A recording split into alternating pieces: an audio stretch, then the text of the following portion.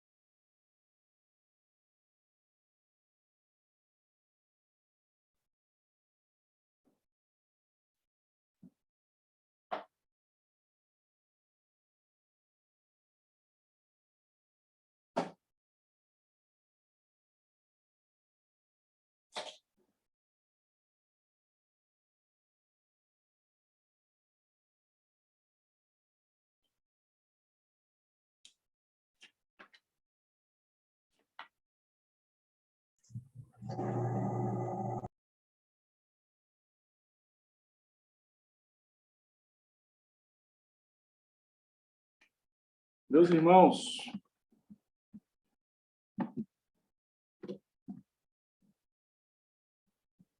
tudo em paz com vocês? Tudo bem? Paz do Senhor, professor. Boa noite.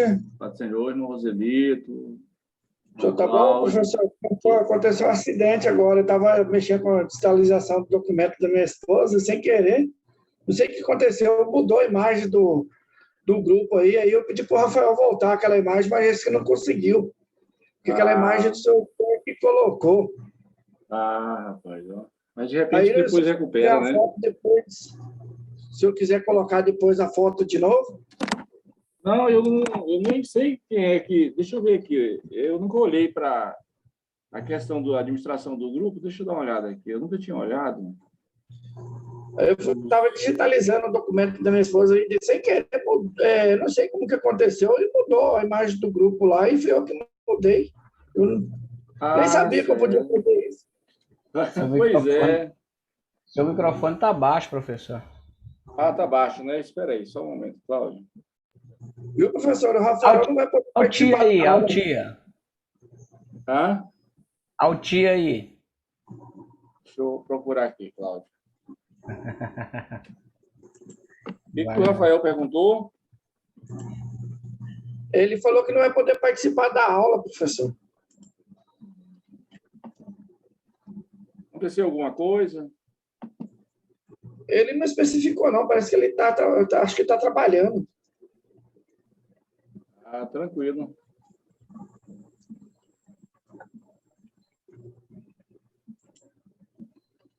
Tá, como é que tá o meu áudio aí? Melhorou? O áudio tá bom, professor. Para mim aqui, pelo menos, tá bom. E aí, Cláudio, tá bom o áudio? Pode ser o meu aqui que esteja ruim de ouvir, meu... Cláudio, eu olhei o meu aqui, o meu era 100%. Aí eu diminuí agora para 50%, sabe? Então deve ser o meu aqui que tá ruim, meu fone. Roselito, Cláudio, irmã Vanilde, todo mundo bem, né? Aí nós temos mais aqui. Quem mais está na aula? Sim, professor. Deixa eu abrir aqui.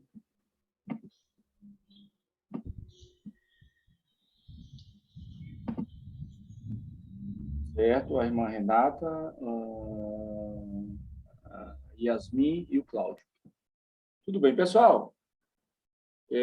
Nós temos falando nisso, Roselito, hoje acho que o segundo a apresentar, acho que é o Cláudio, não é? Eu sou o primeiro. Isso, o primeiro é o Cláudio, o segundo é o Rafael, Tomás de Aquino, né? Isso mesmo. O terceiro é o Lucas e o Roselito, João Calvino. Olha, se o Rafael não participar da aula hoje, parece que ele não vai participar, está ocupado lá com o trabalho, aí nós teríamos que antecipar o Lucas e o Roselito. Tudo certo para vocês, Roselito? Aí?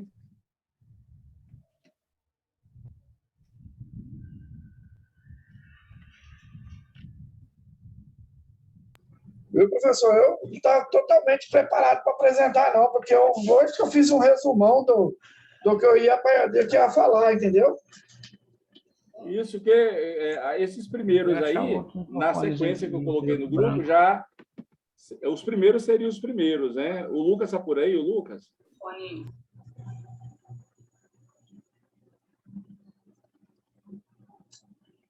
Aí vou ver aqui se tu está participando. O Lucas não participou ainda, não entrou ainda não, né? O Lucas não entrou ainda não, professor.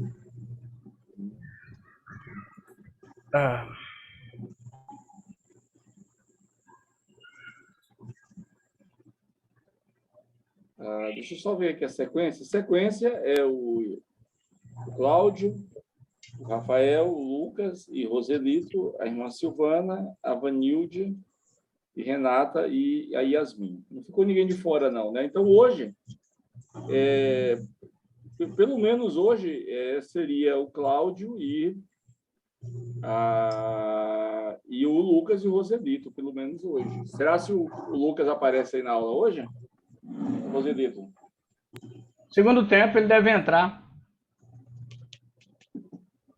Tranquilo. Então, vou fazer o seguinte, eu vou fazer algumas exposições sobre a imagem de Deus, e aí depois eu não vou entrar aqui no assunto do Roselito e nem no assunto do Cláudio, né? Mas vamos fazer algumas dissertações aqui sobre a imagem de Deus no homem, ok?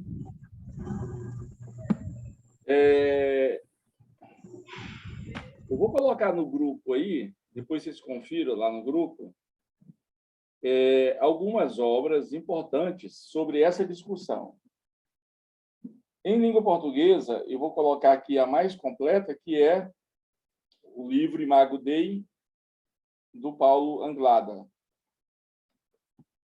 Pus essa no grupo.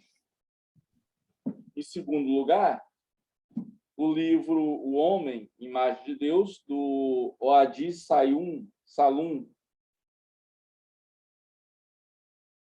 Estou colocando aqui. O terceiro,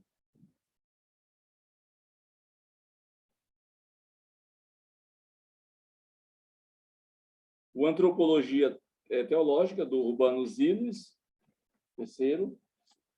O quarto é um livro da antiga editora Juerp. Esse eu estou indicando por indicar, porque certamente você não vai encontrá-lo, né? Do Merval Rosa.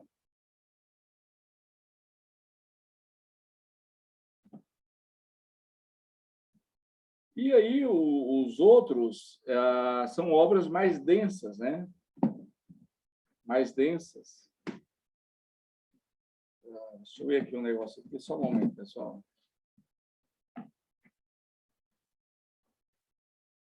Por exemplo, a irmã Vanilde e a irmã Renata, elas vão falar da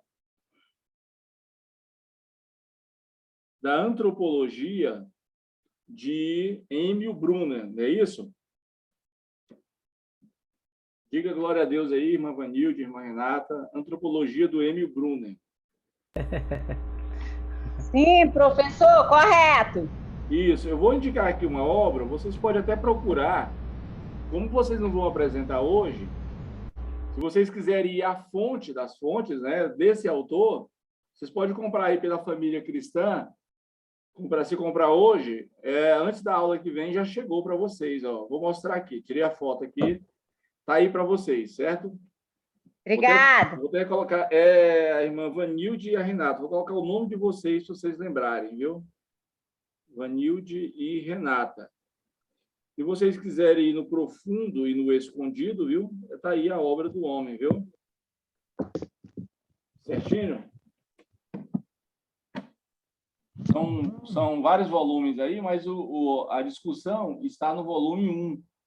A antropologia dele é no volume 1, certo?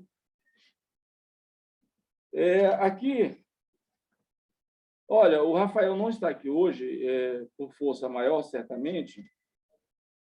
E eu vou deixar indicado aqui, colocar o nome do Rafael. Se o Rafael quiser ir na fonte tomista, ou seja, de Tomás de Aquino, quiser ir lá na fonte mesmo, vou indicar a obra aqui para ele. Aqui. Tomás de Aquino para ele.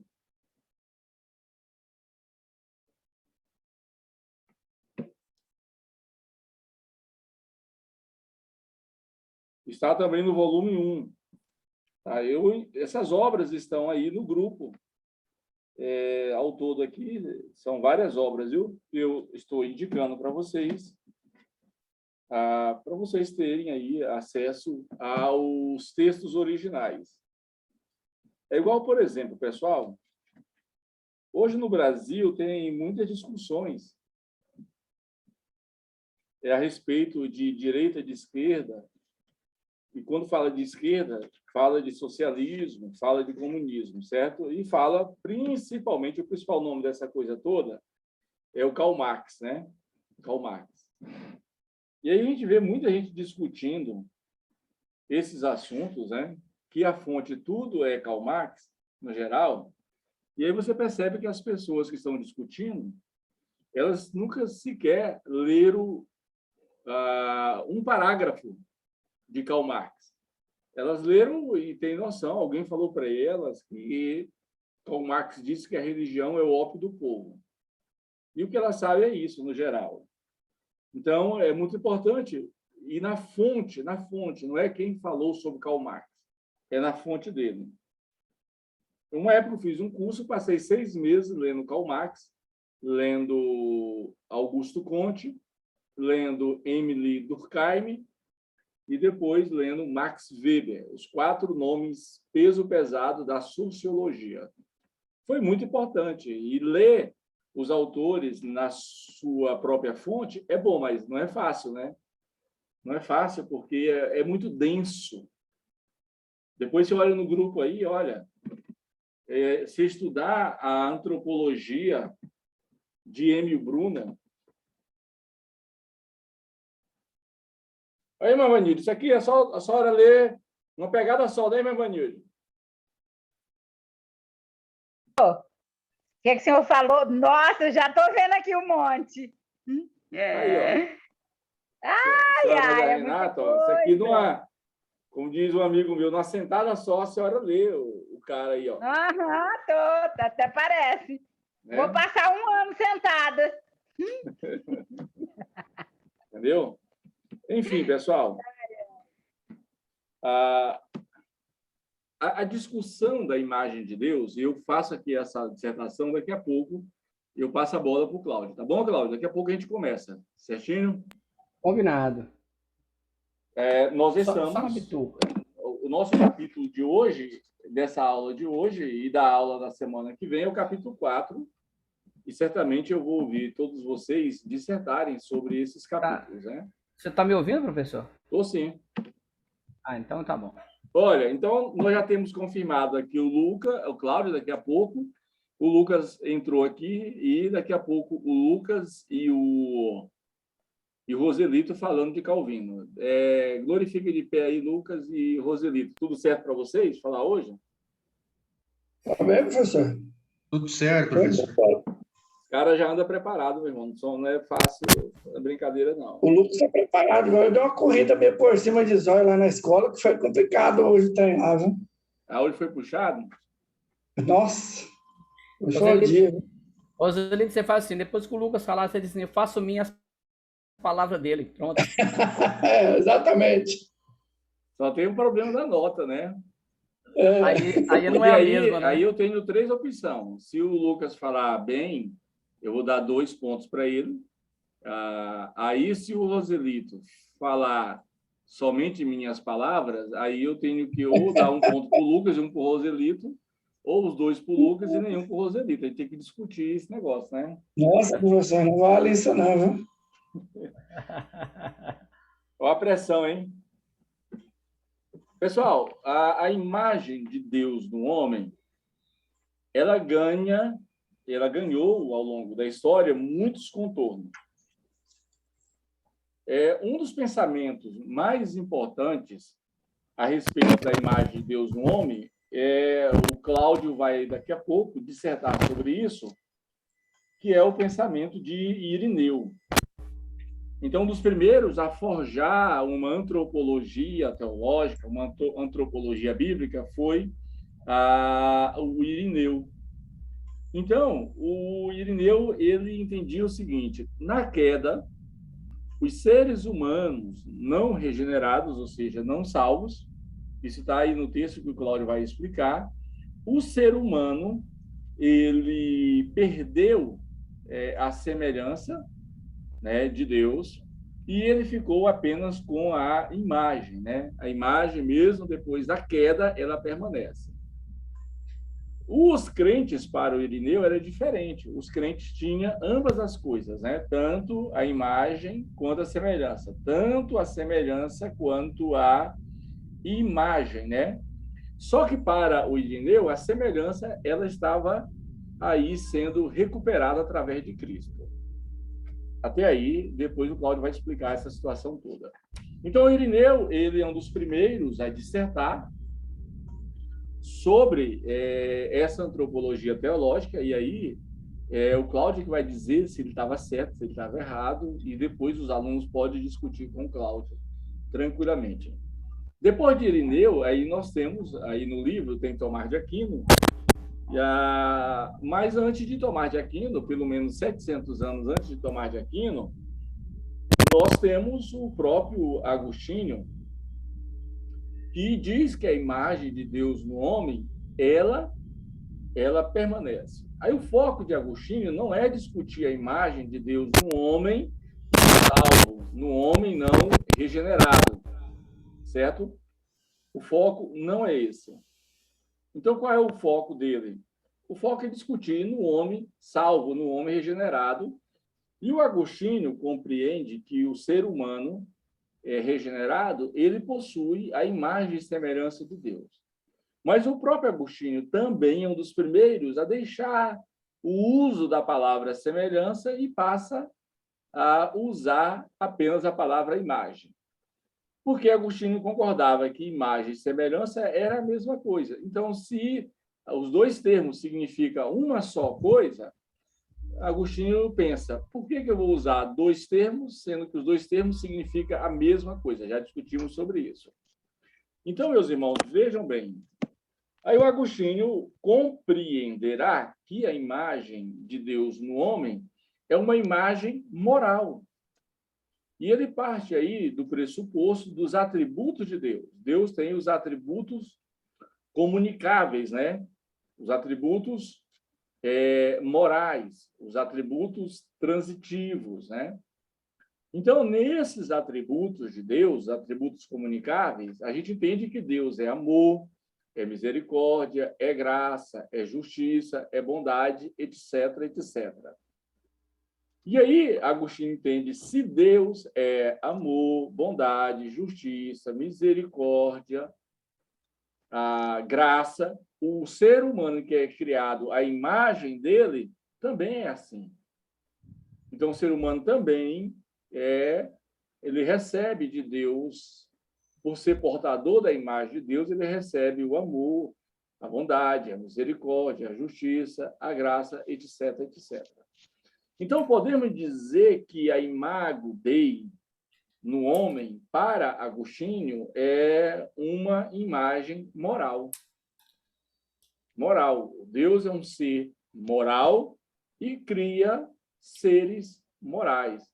Deus é um ser que tem atributos e ele comunica com o ser humano esses atributos, tipo bondade, justiça, amor, misericórdia, graça. E aí, tudo bem, pessoal? Alguma pergunta, alguma observação, por gentileza? Tudo bem, professor. Vamos lá. Aí, depois de Agostinho, nós temos outros nomes, e aí eu não quero entrar nos nomes que estão aqui no livro, a não ser que eu discuta alguma coisa levemente para não influenciar na sua apresentação, entendeu? Uma outra pessoa que cria, está lá na página 63, é a irmã Silvana. A irmã Silvana, página 63, vai trabalhar essa ideia de Calbart. Então, o Calbart compreenderá um pouco distanciando de Agostinho. Agostinho, a imago Dei, para ele, é uma imagem moral. Para Calbart, é uma imagem relacional. Então, o Deus das Escrituras é um Deus trinitariano para Calbart. E nessa trindade, o Deus das Escrituras, ele é relacional. Há uma inteireza nessa relação, uma relação perfeita. Então, esse Deus trinitariano cria um ser humano com essa percepção relacional. Então, para Calbart, a imagem de Deus no ser humano é uma imagem relacional. O ser humano foi criado para ser como Deus, ou seja, no relacionamento, para o relacionamento. Então, o ser humano foi feito para se relacionar. Só até aí, porque na próxima aula, certamente, aí na programação, haverá a apresentação da irmã Silvana. E aí, depois de... essas são várias das percepções. Depois vem o Berkouwer. Berkouwer, também alguém vai falar sobre ele.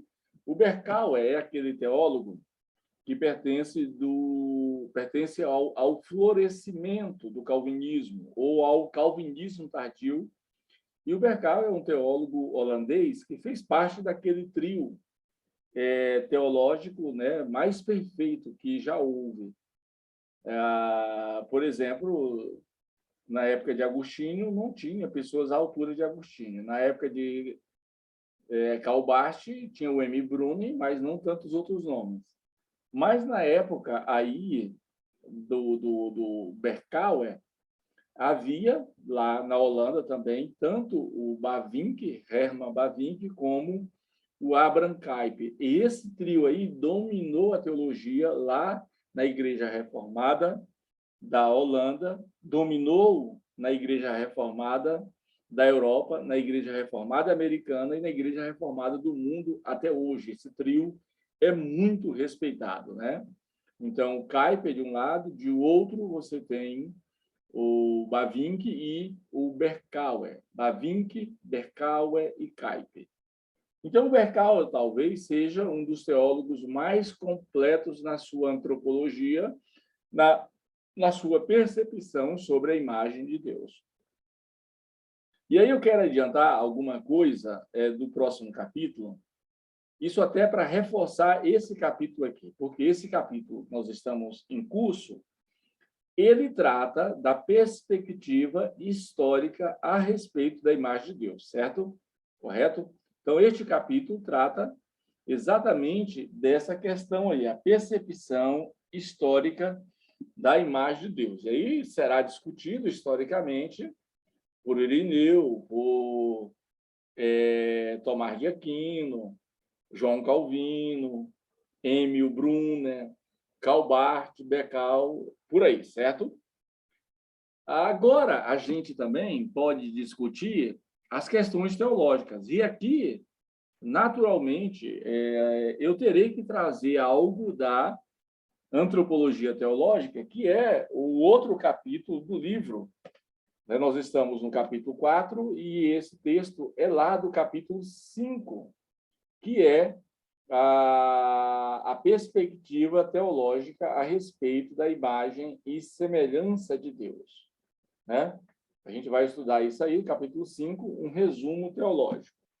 Lá, o cerne desse capítulo, o cerne desse capítulo 5, é que a imagem de Deus ela tem uma caminhada. Essa antropologia ela tem um percurso onde foi discutido, elaborado, construído uma teologia da imagem de Deus. E essa teologia da imagem de Deus, ela tem o seu ápice, o seu ponto mais firme, mais próspero, quando estudamos a antropologia em conexão com a cristologia. Então, aí nós deveríamos perguntar o seguinte: como é a antropologia quando esta está subordinada à cristologia? Né? Quando antropologia teológica e cristologia se encontram, o que a gente pode aprender sobre antropologia, ou seja, sobre o homem, a imagem dele, e a cristologia, Cristo como imagem plena, visível, né? Visível. Exata. Então, a gente aprende que no Éden, ou antes do Éden, melhor afirmando, antes do Éden, o ser humano, criado pelo próprio Deus, o nosso Deus, o Deus das Escrituras, ele cria o ser humano e o cria conforme a sua imagem, conforme a sua semelhança. Discernem, imagem, semelhança, demútil. Lembra, né? Do capítulo 3, onde discutimos isso. Da antropologia do Antigo Testamento. Aí, meus irmãos e minhas irmãs, vejam bem. O ser humano que é criado pelo próprio Deus, ele recebe a imago Dei, ou seja, a imagem de Deus perfeita, autêntica, totalmente original. Então, a imagem de Deus no ser humano é a primeira, sem resquícios, sem chuvisco, sem perversões, autêntica, totalmente original, pura, santa, imaculada. É a imagem perfeita do Deus perfeito. É a imagem viva do Deus vivo. É essa que o homem recebe aí na criação. E aí, tudo bem, pessoal? Alguma observação? Questões a serem analisadas do que nós já falamos, por gentileza? Esse conteúdo aqui, professor, é muito bom para... às vezes a pessoa está com dúvida que ele é a imagem e a semelhança de Deus, né? Você já viu alguém falar assim, você tem certeza da salvação? E a pessoa fala que não tem. Então, assim, ela fala assim, Deus é que sabe se eu vou ser salvo ou se eu não vou ser. Entendeu?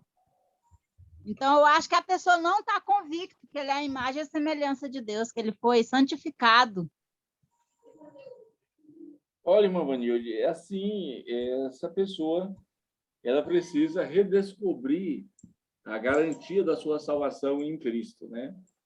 Enquanto ela não descobre isso, ela não entenderá nada do Evangelho, né? E o Evangelho mudou, transformou a vida dela e ela precisa entender que isso é de fato e de verdade. E isso eu acho que esse conteúdo tem que ter uma base assim para evangelismo.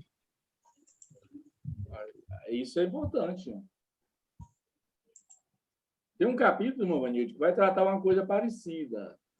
Você está falando de evangelismo, né? Então, eu poderia perguntar, a antropologia, ela tem alguma ligação ou alguma conexão com o evangelismo? Tem sim. Por exemplo, por que a gente evangeliza? Porque nós queremos alcançar as pessoas com o evangelho. E no que a gente evangeliza? Porque as pessoas que nós queremos evangelizá-las, elas foram feitas à imagem e à semelhança de Deus. Então, elas possuem o DNA de Deus, elas possuem a imagem perfeita de Deus que foi corrompida por causa do pecado. E aí, é importante também, irmã Vanilde, pensar o seguinte: nós que vamos evangelizar, como é que é essa nossa percepção. Eu vejo, de vez em quando, uma mensagem ou outra, e aí eu fico com as pessoas dizendo assim, olha, você que quer curar, você tem que ser curado. Alguém que é ferido não pode propor cura para ninguém. Eu vejo muito isso em mensagem. Eu acho interessante observar isso. Mesmo que seja colocado de maneira frasista, né, com um jogo de palavras. É igual a imagem de Deus. A gente que evangeliza, que prega, que ensina, nós devemos ter, de maneira definitiva, resolvida, a questão da nossa própria autoimagem. Tem um capítulo que vai tratar isso no livro, a questão da própria autoimagem. Por exemplo, a questão da autoimagem é o capítulo 6, autoimagem. Um dos sábios da Bíblia falou o seguinte: assim como nós olhamos a nossa imagem no espelho, assim é. Ou seja, a nossa imagem é exatamente como nós olhamos. Então, o capítulo 6 trata a questão da autoimagem. Como é, por exemplo, eu que tenho uma imagem distorcida de Deus, vou evangelizar alguém. Eu que tenho uma imagem negativa de Deus, vou evangelizar alguém. Aí vamos a outra questão. Como eu, por exemplo, que tenho uma imagem distorcida sobre mim, sobre eu mesmo, como eu vou evangelizar alguém? Como eu vou evangelizar as pessoas, sendo que eu tenho uma imagem negativa de mim mesmo? Então, o ser humano, ele tem que imaginar uma coisa. Nós somos exatamente aquilo que Deus disse que somos. Porque reina uma teologia do coitadinho. Não sou ninguém, eu sou pó e cinza, eu sou um verme. Eu não sou ninguém, eu sou um Zé Ruela, eu não sou ninguém. Eu não tenho valor, ninguém me aprecia, ninguém me valoriza. É tipo aquela conversinha mole de Gideão. Como é que eu vou livrar Israel, sendo que a minha família é a mais pobre de Israel, e eu sou o menor da minha casa? Complexo de inferioridade. Então, você é exatamente aquilo que a Escritura diz que você é. Como você diz, por exemplo, que você é um verme, um traste, um imprestável, um inútil, e a Escritura diz que você é luz do mundo? Como que você diz que você é um verme e a Escritura diz que você é feito à imagem e semelhança de Deus? Como você diz que você não vale nada, que você é um inútil, a Escritura diz que você, enquanto igreja, é sacerdócio real, é nação santa, é geração eleita. Então, você precisa se ver como a Escritura te apresenta, como a Escritura e como o próprio Deus te vê. Então, você é definitivamente aquilo que Deus disse que você é. Então, sim, irmã Vanilde, a gente pode muito bem conectar a antropologia com a evangelização. Pessoal, tem mais alguma observação, alguma questão? Nós temos alguns minutos até abrir o próximo bloco, onde virá as apresentações.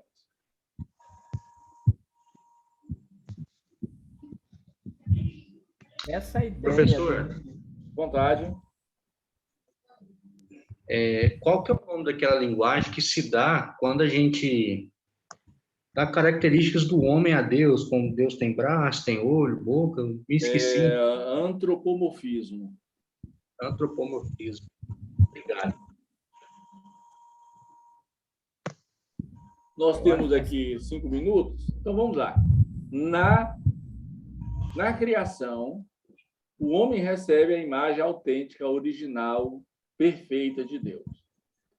E aí, tempos depois, a gente não sabe quanto tempo isso levou para ocorrer, o homem, ele deixa de ouvir a Deus e ele peca, e com isso ele leva toda a humanidade. Então, ele, a esposa e toda a humanidade, porque os dois eram representantes legítimos da humanidade, eles arrastam toda a humanidade com o seu pecado. Então, por um homem entrou o pecado, pelo pecado entrou a morte passou a todos os homens, porque todos os homens pecaram.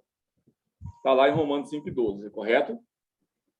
Sim. Então, com isso, agora, aquela imagem que era autêntica, perfeita, original, é uma imagem deturpada, pervertida, é uma imagem contaminada, uma imagem prejudicada agora. Essa é a situação do ser humano na queda. E aí o ser humano entrará nessa condição aí quase que para sempre. Eu não tenho, isso aqui é pobreza de vocabulário, quase que para sempre. Até que aquele que unicamente ele, somente ele, que é, conforme diz o escritor aos Hebreus, a exata expressão do ser de Deus, ou seja, aquele que tem a perfeita imagem de Deus, que é igual a Deus, que disse: quem vê a mim, vê o Pai, aquele vai restaurar a imagem de Deus em nós. Então, na redenção, Jesus Cristo, ele recupera aquela imagem que foi pervertida, corrompida, distorcida lá na queda. Certo? Então, ele renova a imagem de Deus do ser humano redimido, salvo por ele. É assim que nós estamos. Nós estamos com a imagem aperfeiçoada de Deus. E nós caminhamos até chegar à perfeição, lá na glorificação. Na glorificação, onde o que é mortal se revestirá da imortalidade, o que é perecível se revestirá do imperecível, o que é desonra se revestirá de honra. Lá nós receberemos finalmente a imagem aperfeiçoada de Deus. Então, repare que nessa caminhada da imagem de Deus, na criação, tivemos ali a imagem original, na queda, a imagem pervertida, em Cristo, a imagem renovada, recuperada, e na glorificação, a imagem totalmente aperfeiçoada. Certinho, pessoal? Alguma observação? Esse é o segredo que devemos ter para compreender de uma vez por todas o que significa ontem, hoje e amanhã a imagem de Deus. Tudo certo? Certo, professor. Certinho. Eu acho que a nossa compreensão humana, ela é muito finda para entender a proporção de que é a imagem de Deus em nós. Nós nos consideramos aí tão vulneráveis, às vezes, e somos às vezes ensinados por alguns pseudos pastores, de que nós somos o menor da casa, somos vermes, somos isso, aquilo, outro. E quando nós olhamos para isso, nós não vemos a imagem de Deus realmente e ficamos desacreditados de nós mesmos, de que nós não podemos, nós não vamos conseguir, porque eu sou menor, porque eu sou isso ou aquilo outro. Não olhamos para um contexto, igual o senhor citou aí, de que nós somos uma geração eleita, uma nação santa, um povo escolhido, um povo separado por Deus, e um povo que a Bíblia vai dizer que em Cristo já estamos sentados nas regiões celestiais, né? Exatamente. Então, olha, meu irmão, aqui eu não falo enquanto professor, mas enquanto pastor. Você que tem, por exemplo, dúvidas, perturbações, dificuldades em compreender o seu valor enquanto pessoa, enquanto ser humano, você deve ler as Escrituras e ver o que Deus fala que você é. Não vale o que diz a autoajuda, o que diz o psicologismo, o que diz o coach, o que diz essa teologiazinha aí dos coitadinhos. O que vale é o que Deus diz que você é.